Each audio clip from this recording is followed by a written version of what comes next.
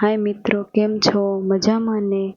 પ્રેમ વિશે 2 શબ્દ કહેવા માંગુ છું, તો પ્લીઝ ધ્યાનથી સાંભળજો.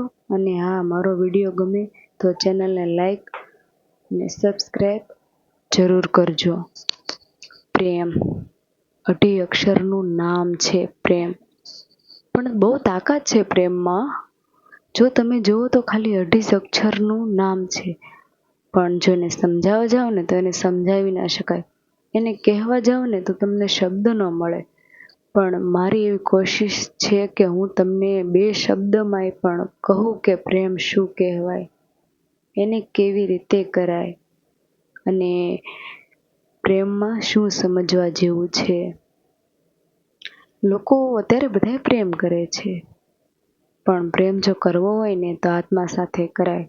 કારણ કે શરીર આ જન્મમાં આઈને નાશ થશે, પણ આત્મા નહીં થાય.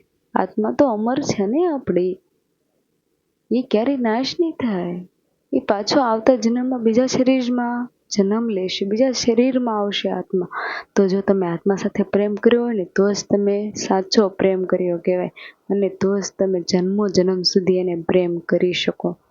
તો પ્રેમ આત્મા સાથે કરાય.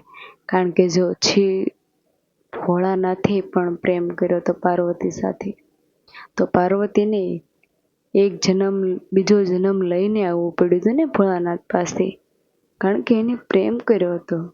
અને કેટલી તાકાત હશે પ્રેમમાં, તમે જોવો તો ખરા કે રાધા અને કૃષ્ણએ પ્રેમ કર્યો, તો કૃષ્ણની કેટલી રાણીઓ હોવા છતાંય આજે મંદિરમાં કૃષ્ણની બાજુમાં રાધાની પૂજા થાય છે. રાધાને પ્રેમની દેવી કહેવામાં આવે છે. એ પ્રેમની દેવી છે, એને કેવો પ્રેમ કર્યો હશે. પ્રેમમાં ત્યાગ હોય છે, એમાં સમર્પણ હોય છે. પ્રેમમાં પામવું હોય ને તો આત્માને પામી જવાય. એથી મોટું કાંઈ નથી પ્રેમમાં. આત્મા સાથે પ્રેમ કરો ને, જે માણસ સાથે તમે પ્રેમ કર્યો હોય ને એની આત્માને તમે પામી ગયા હોય ને, તો જિંદગીમાં ક્યારેય એને કહેવું ન પડે કે મારા તકલીફ છે, તું મારી તકલીફ સમજ. એને સમજાવી આપણે ક્યારેય ના પડે ને, ક્યારેય સમજાવવા ન પડે એ માણસને. પણ જો પ્રેમ કરવો હોય ને તો સમજીને કરાય. સમજીને પ્રેમ કરેલો હશે ને તમે,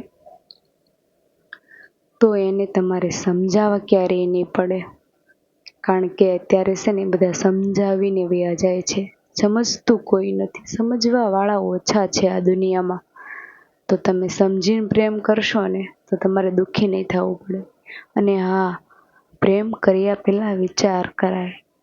પ્રેમ કર્યા પહેલાં વિચાર કરાય, પણ પ્રેમ કર્યા પછી વિચાર ના કરાય.